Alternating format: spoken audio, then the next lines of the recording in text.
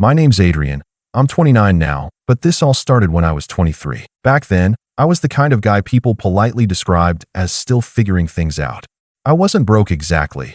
I worked as a junior architect at a small firm, but I wasn't driving fancy cars or posting vacation photos from exotic islands like my older brother, Lucas. He was Mom's pride and joy. Everything he did was golden in her eyes, while everything I did was a nice start, but maybe you should aim higher. She had a way of saying it that sounded like advice, but felt like a cut. I grew up knowing she believed Lucas was destined for great things, while I was destined to watch from the sidelines. When I met Claire, my fiancée, it felt like my luck was finally turning. She was warm, funny, and grounded. She didn't care that I didn't have the flashiest life. She liked that I was passionate about my work and that I wasn't obsessed with showing off. We were engaged after a year, planning a small, elegant wedding that reflected us perfectly. Mom was polite about it, but I could tell she wasn't thrilled. She made comments like, "You're sure you can provide for her?" Or, "It's a big responsibility, Adrian. Women have needs." At first, I brushed it off. She'd always been like that. The first Real crack appeared at a family dinner.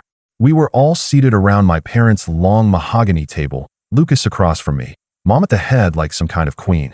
Between bites of roasted chicken, she casually said, "Claire, you'd look stunning in a place like Lucas's penthouse.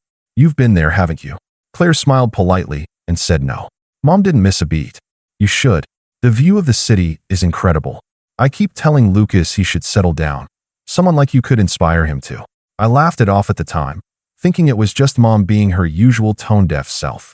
But Claire's hand under the table was tense, her fingers stiff in mine. That night, she asked me if my mom didn't like her. I told her it wasn't her. Mom just had a lifelong habit of comparing me to Lucas. What I didn't realize was that this wasn't just harmless dinner conversation. Mom was planting seeds. Over the next few months, little things started changing. Claire would come back from errands and mention she'd run into Lucas, who just happened to be in the same part of town. Or she'd get texts from Mom inviting her to help plan a surprise for me, which I thought was sweet, until I noticed those plans never materialized. When I'd ask about them, Claire would get vague, saying it was just small talk. I wanted to believe her. Then came the night I'll never forget. I'd worked late on a project and swung by my parents' house to drop off some old family photos Mom had been asking for. As I walked up the driveway, I noticed Lucas's car parked out front. Inside, laughter spilled from the living room. I peeked in through the side window, just instinct, not suspicion, and froze. Mom, Lucas, and Claire were sitting together, glasses of wine in hand, deep in conversation. Mom was leaning forward, speaking low but clear enough for me to catch.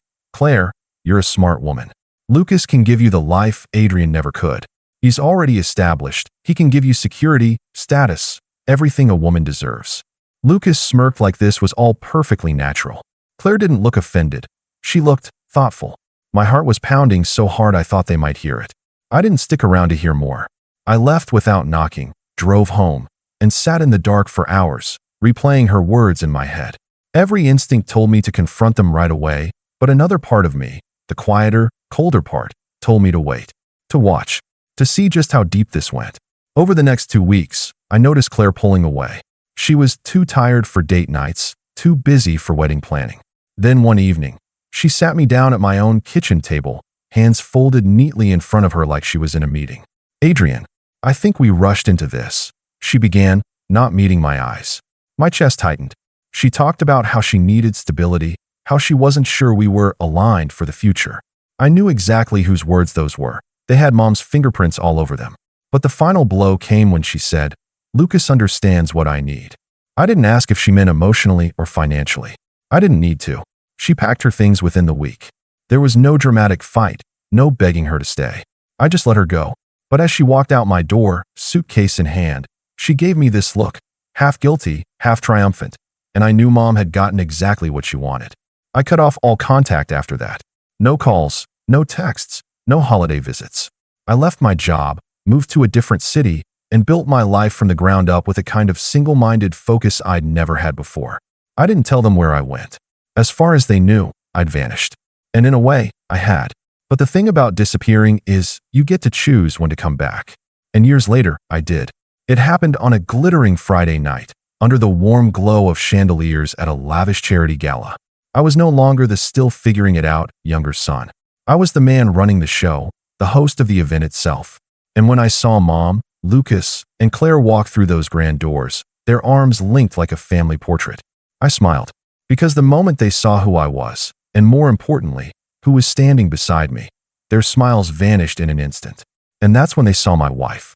The moment our eyes met across the ballroom, it was like time froze, except for the sharp, invisible crackle in the air between us. Mom's smile faltered, Lucas's grip on Claire's hand tightened ever so slightly, and Claire looked like she'd just stepped into a nightmare she didn't know was still breathing. My wife, standing beside me in an emerald green gown that caught the light with every move, tilted her head and whispered something that made me laugh softly. I didn't need to look at my family to know they were burning with questions. But before that night, before I ever stood in this room in control, there was a long stretch of years where their shadows still reached me, even from afar. At first, I told myself I'd moved on. I worked brutal hours, investing every bit of myself into my career. I started my own design firm with a small team and a few risky contracts that could have ended me if they failed. They didn't fail. Within 3 years, we were winning bids against firms that had once turned me away without a second glance. I didn't post about it. I didn't send updates.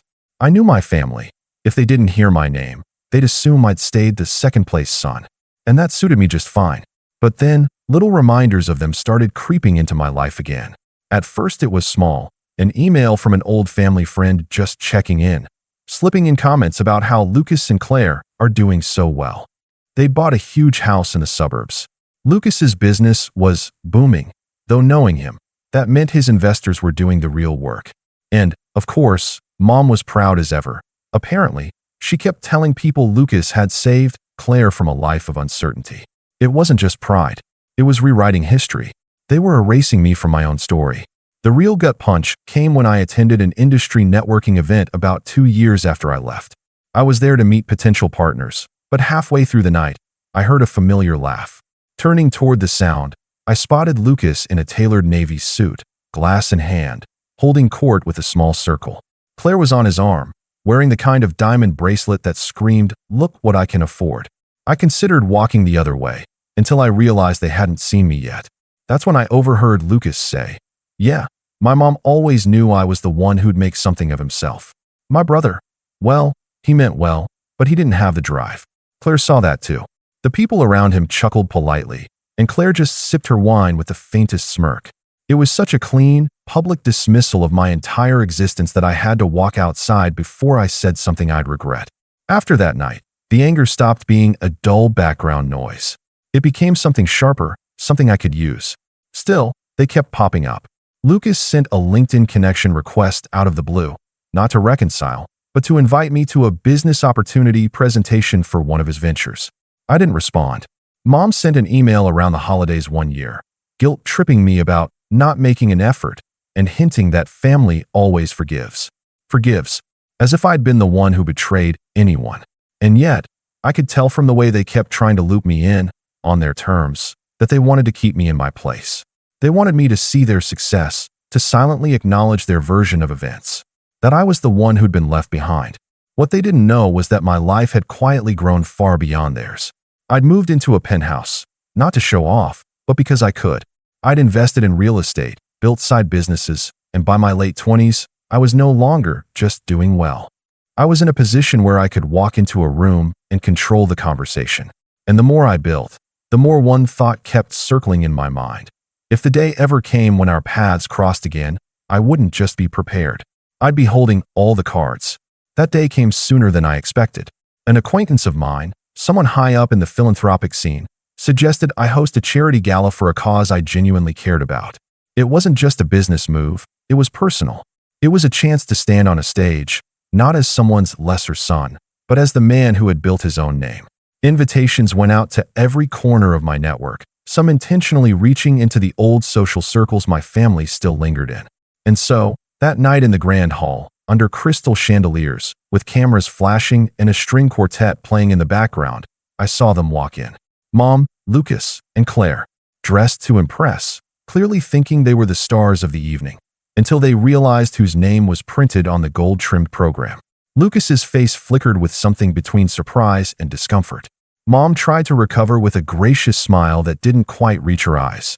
And Claire, her eyes darted from me to my wife, and something in her expression tightened, like she'd just been caught in a memory she didn't want to remember.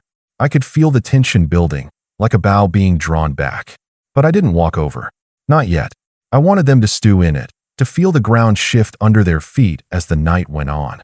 And then, in a moment I'll never forget, Mom leaned toward Lucas and whispered something, probably thinking I couldn't see, and he nodded. Whatever she said, it was clear they were already scheming. They still thought they could play me. That was their first mistake. It happened just 40 minutes into the gala, right after the first round of speeches ended. I had been making my way through the crowd, shaking hands, smiling for photos, and letting my wife handle conversations with some of the higher-profile donors. From across the room, I noticed Lucas and Claire slip away from the main floor. At first, I thought nothing of it. People wander off all the time at these events, but then I caught a glimpse of my mother following them. Something in my gut tightened. It wasn't curiosity that pulled me after them. It was instinct. The same instinct that had made me pause outside that living room years ago when I first heard my mother offering my fiancé to my brother like a business deal. I moved quietly, weaving through waiters carrying trays of champagne until I reached a side corridor leading toward the private lounge area. The gala venue had a handful of smaller rooms set aside for quiet meetings, and I found the three of them in one of these, the door half open. My mother's voice carried just enough for me to catch her words. "You need to use this. He's in over his head here. All this flash, all these people, it's just for show. Find out who's backing him. If we can get in on it, we can make sure he doesn't shut us out again." Lucas leaned against the wall, looking smug. I doubt he's got the capital for something like this on his own. Probably some investor propping him up. We figure out who. Maybe we offer them a better deal. Then Claire's voice, calm, measured, as if she were discussing nothing more serious than a dinner menu, cut in. "Or," she said, "I could just talk to him. He used to trust me. He'd tell me things if I approached it the right way. He's still a man, Lucas. You know how to use that." I didn't move. I just stood there, absorbing each word like a slow drip of poison. They weren't just here to crash my event. They were actively plotting to undermine me, to pry into my business, to take something they assumed I hadn't earned. And Claire, she wasn't just my ex. She was the woman who had once promised to marry me, now casually offering to manipulate me like a mark. It was surreal, standing there in my own event space, in a tailored suit I'd bought with my own money, listening to the same people who had gutted me years ago try to do it again. I thought about walking in right then, about tearing into them in front of each other, but something stopped me. Not fear, strategy. Because in that moment, I realized something important. They hadn't changed. All these years, they still thought I was the same younger brother, the same son they could push around. They were so convinced of their own superiority that they didn't even consider the possibility that I might be listening, that I might already know more than they did. But as I stood there, my chest tight with anger, my wife appeared at the far end of the corridor. She caught my eye and raised an eyebrow, silently asking what was going on. I gave the faintest shake of my head, a signal to hold back. She didn't press. Instead, she turned and disappeared into the crowd again, giving me the space to make my decision. And that's when I heard the final, unfiltered truth spill from my mother's mouth. He was always the weak one. He's lucky we even came tonight. This could be our way to finally fold him into something worthwhile. And if he doesn't play along, she let the sentence hang. Lucas smirked. Claire looked at him, and then back toward the ballroom, like she could already see the path opening. That was it. The last shred of lingering family loyalty I'd been holding on to snapped clean in two. Whatever hope there had been for reconciliation, for some kind of civil coexistence, was gone. They had made it perfectly clear they weren't here for me. They were here for what they thought they could take from me. I stepped back from the doorway, my decision already forming in my mind. If they wanted a game, I'd give them one. But it wouldn't be the one they thought they were playing. And for the first time in years, I felt that same cold, quiet resolve I'd felt the night Claire walked out of my apartment. Only this time, I wasn't going to disappear. This time they were. I didn't confront them that night. Not yet. That was the hardest part. Walking back into the main ballroom with my face composed, my posture steady, while inside, my stomach churned like I'd swallowed glass. My wife glanced at me when I returned to her side. She didn't ask what happened, but the slight narrowing of her eyes told me she already had a guess. The rest of the evening was a blur of polite conversation, clinking glasses, and forced smiles. Every time I looked across the room, I caught them watching me, My mother with that same assessing gaze she'd worn my whole life, Lucas with a calculating smirk, and Claire with an expression I couldn't quite read. Was it curiosity, anticipation, or just the same quiet arrogance she'd shown when she left me? When the gala ended and the last guests filtered out, I stayed behind with my team to handle a few final details. The music was off, the lights dimmed, and the silence of the now empty hall felt heavy. I could still hear my mother's voice in my head, every word replaying on a loop.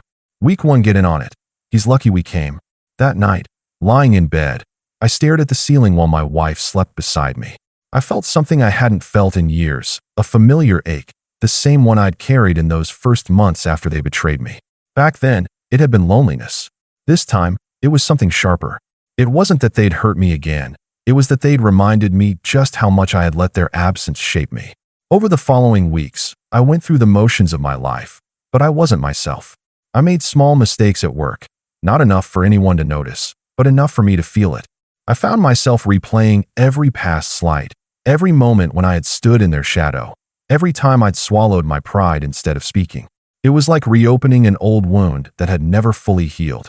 I started avoiding social events where they might appear, declined invitations from mutual acquaintances.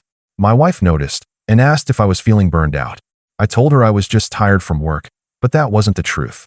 The truth was, I felt that same urge I'd felt years ago, the one to vanish, to put a wall between myself and anything connected to them. But here's the thing, I didn't. Because somewhere in that fog of frustration and exhaustion, I realized I had two options. I could let them push me back into the shadows like they'd done before. Or I could turn this boiling, unspent anger into something else, something useful. So I started paying attention again, watching, listening. Whenever someone mentioned Lucas's business, I asked casual questions, just enough to learn that things weren't as rock solid as he liked to pretend. Rumors of missed deadlines, investors pulling out. Claire, I heard, was keeping up appearances, but a few people hinted she wasn't exactly happy playing the perfect wife role. I didn't make any moves yet, not outwardly, but in my mind, pieces were shifting into place. I started to imagine what it would look like to not just defend myself this time, but to hit back, publicly, unmistakably, and in a way they couldn't twist. Still, the ache lingered. I'd come so far, and yet, seeing them again had reminded me just how much I'd built my success in reaction to them. It wasn't enough to just keep building my life anymore. No, I needed to make sure they knew exactly who I'd become without them, and what crossing me would cost. And as I began quietly laying the groundwork, I realized something chilling.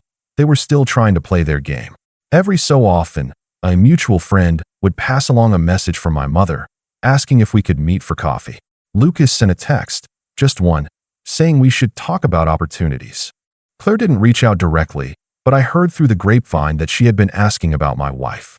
They thought they were circling me, but I was already building the trap. I decided the first step wasn't confrontation, it was elevation. If they thought they could still reach me, still get close enough to play their games, I'd rise so far above their reach that they'd have to crane their necks just to see where I was standing. The months after the gala were a blur of calculated momentum. I threw myself into my firm with a precision that bordered on obsession. Every pitch we made was sharper, every proposal backed by research so airtight it was impossible to refuse. I expanded into markets I'd been cautious about before, high-end commercial spaces, luxury residential projects for clients with deep pockets and long memories. These weren't just jobs, they were statements. And the statements were heard. Within 8 months, my company was not just profitable, it was thriving. We landed a project that put my name in industry publications, the kind of coverage that sticks in people's minds. My face was on the cover of one magazine, smiling in front of a model of a high-profile development. It wasn't vanity, it was visibility. The more my name appeared, the more I noticed a shift in the way people treated me. Doors that had been closed years ago now opened with invitations. Meanwhile, I didn't just focus on architecture. I diversified. Real estate investments, partnerships in hospitality, even a small stake in a tech startup run by a friend from my early career days. Every move was deliberate. Every step made it harder for them to believe the week one narrative they'd been feeding people. And as my professional life soared, so did my personal one. My wife and I traveled. Paris, Santorini, Kyoto. Each trip a reminder of the life I'd built without anyone's approval but my own. She was more than a partner. She was my sounding board, my confidant. She never pushed me to act against my family, but she understood. Sometimes, she understood without me even having to say the words. I started hosting events, not on the scale of the gala, but intimate, curated evenings with influential guests. Politicians, business leaders, creatives, and philanthropists. People who valued discretion, but also remembered who made them feel seen. Word got around, and suddenly, I wasn't just a businessman, I was a connector. A name worth knowing. That's when I started hearing about Lucas more frequently, and not in flattering ways. His business was slipping. 2 of his largest contracts had fallen through. An investor had backed out after a disagreement over spending. There were whispers that he'd over-leveraged himself buying that mansion in the suburbs. And Claire? I heard her name in hushed conversations, paired with words like restless and isolated. I didn't reach out. I didn't gloat. I let the distance grow because I knew that every inch of it made my eventual move sharper. The turning point in my rise came when I was invited to co-chair a massive annual fundraising event, one that eclipsed the gala I'd hosted. This wasn't just about charity. It was a power nexus, a place where deals were made over glasses of champagne, and the right introductions could alter someone's trajectory overnight. The invitation wasn't just an honor. It was a declaration that I'd arrived in a league they could never have imagined for me. And I made sure the guest list included just enough people from the old circles to guarantee the news would reach my mother, Lucas, and Claire. Not as an invitation, no, not yet, but as a headline they couldn't ignore. By then, my network was so wide that any information I wanted, I could get. I didn't even have to dig for it. Mutual contacts would volunteer it, unprompted, as if feeding me updates on their decline was a favor. And each piece of news was another brick in the wall I was building between the man they thought I was and the man I had become. Still, I kept my movements quiet. I wanted them curious. I wanted them wondering how I'd gone from struggling younger son to someone they couldn't even approach without an introduction.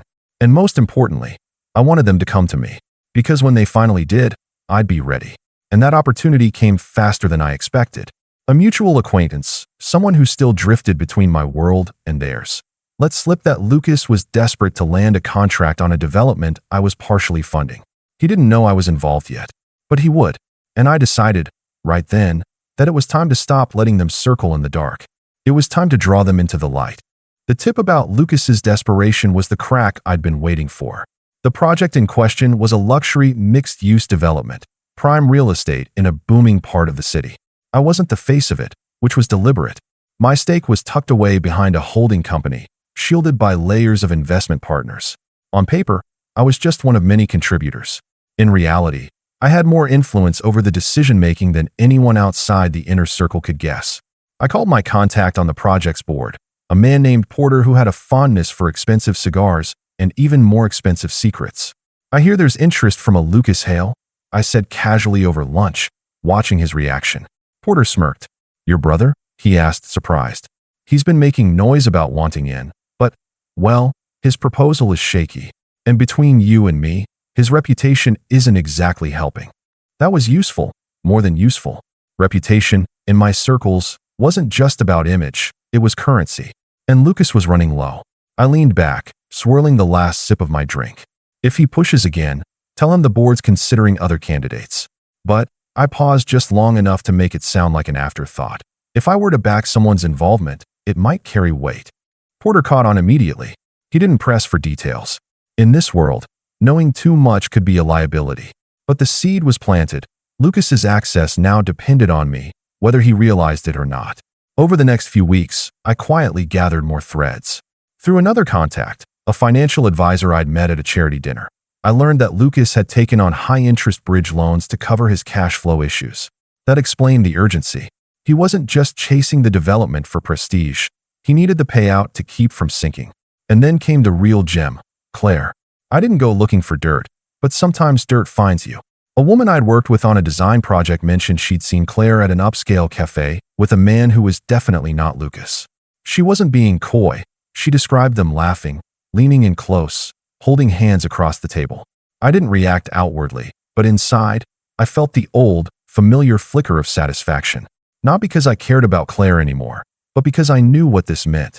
The cracks in their perfect image were widening, and I now held more than enough leverage to pull them apart entirely. But I didn't rush. This wasn't about exposing them right away. It was about timing. It was about engineering a moment so precise that when the truth landed, it would leave no escape route. That's when I made the call to the event coordinator for the annual fundraising gala I was co-chairing.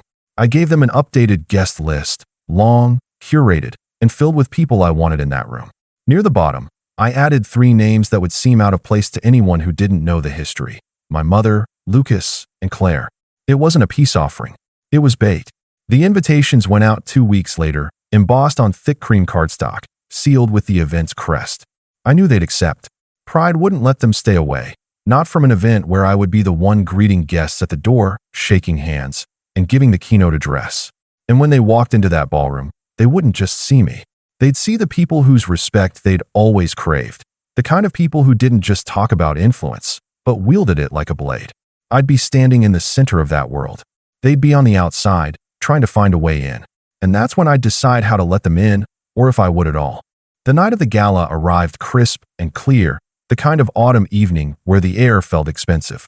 The venue, a restored Art Deco theater, glowed from within, every window spilling warm light onto the marble steps. I stood at the entrance with my wife, greeting guests as they arrived. Each handshake, each smile, was deliberate. This was my arena now. When the black sedan pulled up and my mother stepped out in a deep navy gown, her expression was poised but hungry, scanning the crowd for recognition. I didn't flinch. Lucas followed, wearing a suit that was almost perfect, almost just a touch too eager, as if hoping to prove he still belonged among people like this. Claire emerged last, her dress shimmering in the lamplight, her arm hooked through his. She smiled, but it was thin. "Adrian," my mother said warmly, as though the last decade hadn't happened. "What a surprise to see you here." I returned the smile, cool and steady. "Not a surprise, Mom. I co-chair this year." The flicker in her eyes was almost imperceptible, but I caught it. Lucas glanced around, clearly noting who else was in attendance, names he'd tried to court for years. Claire's gaze kept darting to my wife, who stood beside me with the kind of effortless confidence that made people take notice without her saying a word. Inside, the theater had been transformed into a jewel box of gold and deep crimson. The tables were dressed in rich linens, each centerpiece a burst of fresh flowers and candlelight. The stage was set for the evening's program, with a large screen displaying images of the charity's work. I made sure their table was in full view of the stage, and, more importantly, in earshot of several key investors from the development Lucas was chasing. Throughout the cocktail hour, I drifted from group to group, engaging in easy conversation, dropping just enough hints about current projects and selective partnerships to pique curiosity. When I finally approached their table, I did it with deliberate calm.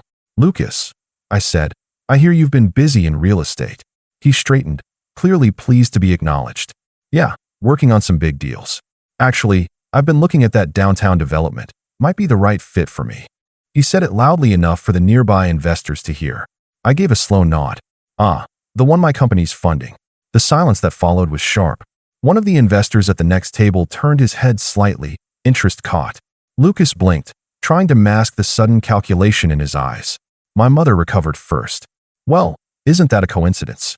Maybe you two could work together." "That's the thing," I said evenly, keeping my tone friendly. "We're being very selective. Only working with partners who have the right stability and reputation. It's not personal, it's just business." Claire shifted in her seat, crossing her legs, her jaw tight. She looked like she wanted to speak, but thought better of it. I caught the glance she threw toward one of the investors, one that wasn't lost on me. The first course was served, conversation moving around them like water flowing past a stone. I didn't need to say more. The message was already there, hanging in the air for everyone nearby to absorb. I was the gatekeeper now. But the real move came later in the evening, during the auction segment. The host was calling for bids on an exclusive architectural consultation, an item I'd donated personally. I'd expected it to go to one of the higher-profile donors, but when the bidding reached an impressive figure, Lucas raised his paddle. The room reacted, surprised murmurs, a few raised brows. I smiled. "That's generous, Lucas," I said into the mic, though I should mention the consultation is contingent on working with clients whose projects align with our brand standards. The words were polite, but in this crowd, they landed like a verdict. Everyone understood. He could bid all he wanted, but without my approval, there was no deal. The host moved on quickly, and Lucas lowered his paddle, face tight. My mother's lips pressed into a thin line, and Claire suddenly found her wine glass very interesting. I'd drawn the line in front of everyone who mattered to them, and done it without a single raised voice. They couldn't spin it as pettiness. It was just business, and they'd been shut out. But the night wasn't over. I had one last card to play. It came during the final toast, when I invited my wife on stage to thank the donors. As she stepped up beside me, the lights catching the diamond on her hand, I could see Claire's eyes widen just a fraction, recognition dawning. Because my wife wasn't just stunning. She was someone Claire had met years ago, briefly, when she was still with me. Someone she had underestimated completely. I watched as Claire leaned ever so slightly toward Lucas, whispering something I couldn't hear, her expression pale under the golden lights. That was the moment I knew they realized the game had shifted entirely. And I wasn't done. After the toast, I stepped down from the stage with my wife, and the applause rolled over us like a wave. We returned to mingling, but I could feel their eyes on me from across the room. My mother, Lucas, and Claire sitting in a tight, silent triangle at their table. The energy around them had shifted completely. Where earlier they'd been leaning into conversations, smiling for attention, now people passed by without stopping. It wasn't just me they were avoiding, it was the optics. In a room like this, reputation was currency, and tonight they'd lost a stack of it in front of the very people they'd been hoping to impress. The Real hit came 2 days later. Porter called me. Just a heads up, Lucas reached out again about the development. We told him we were going in a different direction. Didn't mention you, but he'll know. I thanked him, hung up, and almost immediately my phone buzzed again. This time from a mutual contact I hadn't spoken to in years. Heard about your brother, they said. Words spreading fast. Investors are skittish. This might be the start of the end for him. It was. Within a month, 2 more of his backers pulled out, citing strategic differences. His company's social media went quiet. The flashy public appearances dried up. By winter, the mansion was quietly listed for sale. Claire, I heard, didn't stick around. She resurfaced in another city, her name occasionally appearing in charity event write-ups, but always without the same sheen she'd worn before. Those close to her knew why. Stories have a way of traveling, especially the kind whispered over wine between people who enjoy a little schadenfreude. As for my mother, she tried once to call. The voicemail was short, brittle. I think we should talk. Family's important. I didn't return it. There was nothing left to say. Family is important, but not the kind that treats you like a pawn. The following year, I hosted the gala again. Bigger, brighter, more exclusive than before. As I stood on stage during the opening speech, I scanned the room and thought about the first gala where they'd walked in believing they still held power over me. They hadn't returned since. I raised my glass, the lights catching on the rim. To progress, I said, smiling at the sea of faces before me, and to remembering that those who doubt you often end up proving you right. The crowd laughed and clinked glasses, but in my mind, I was toasting 3 empty seats that no one had noticed were missing. And that was the last time I ever thought of them as anything but a closed chapter.